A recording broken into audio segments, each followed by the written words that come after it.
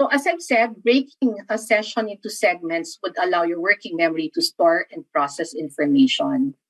Now, for in-class activities, okay, please make sure, okay, that the active learning activities are not graded.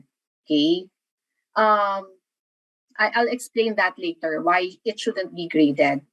All instructions should be placed on PowerPoint slide. Okay, why?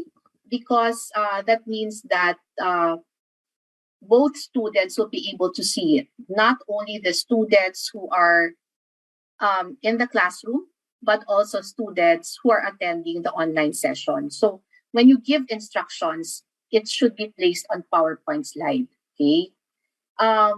When you need them to do an activity, it should be modeled. Okay. So that's one way of managing, the whole class. And show solution or answer after completion of the activity, which can be done both by the online or on-site students. Okay. So let me go back to what I have raised earlier. Why you shouldn't be grading in-class activities, because that might give the impression to those who are participating online that you have a bias, okay, towards students attending on-site, and we want our scholars learners, okay, to feel that we practice fairness inside the classroom. So basically, the active learning strategies are there for them to be able to apply their learnings. But basically, what's important is that you engage them in the learning, teaching learning process. After you have delivered the lesson, you need to plan an online follow-up assessment. So again, if you're using hybrid or HyFlex, making sure that especially for HyFlex, assessments should be done online, and that is very important according to various studies. All right, so this means that all students should complete follow-up online assessments. And what are these assessments? These should be related to the activities done, okay, on site or synchronously, but with more difficulty, or it should be more challenging. So, the active learning strategies like the quizzes, the group work, okay, think of it as formative assessments. But when they do summative assessments, it has to be done online. And then it's also important to debrief or discuss the results of online assessment, follow-up assessments in the following session to recognize the importance of completing tasks. Okay, so sometimes when we give assessments, we forget about it. Okay, but it would be good to review it the following during the following day or the following lesson, so that students will be able to see how important it is for them to complete their tasks. So these are also additional helpful tips. You have to really plan well.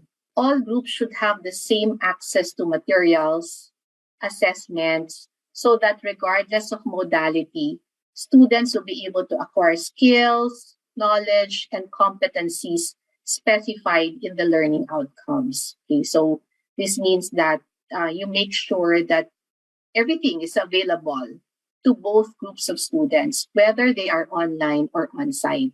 Okay. You also need to build community. You need to acknowledge all students while teaching and doing activities. So let me go to that further later. So making sure one way of we have different ways of doing this, and I'll explain this later. And number 3, you have to talk in a dialogic manner to engage students. So when you talk and then you ask, and then you pause, and then you listen. Okay.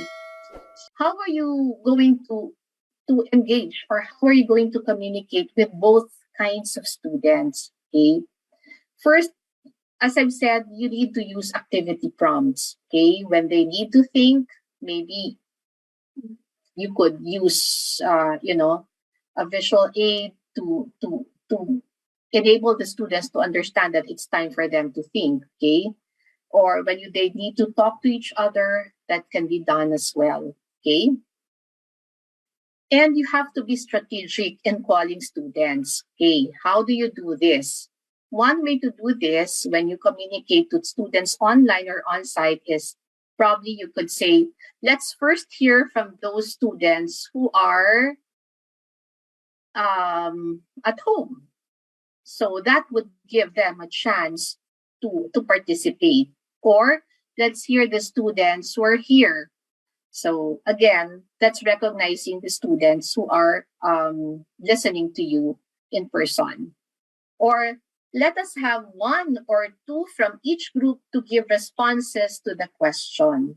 Okay, so you're making sure that you're acknowledging that students at home are also required, or given the opportunity to respond. Okay, so making sure that this prompts would allow both sets of students to actively engage in the discussion. What I can say is that there are so many things based on research that we can do as classroom teachers.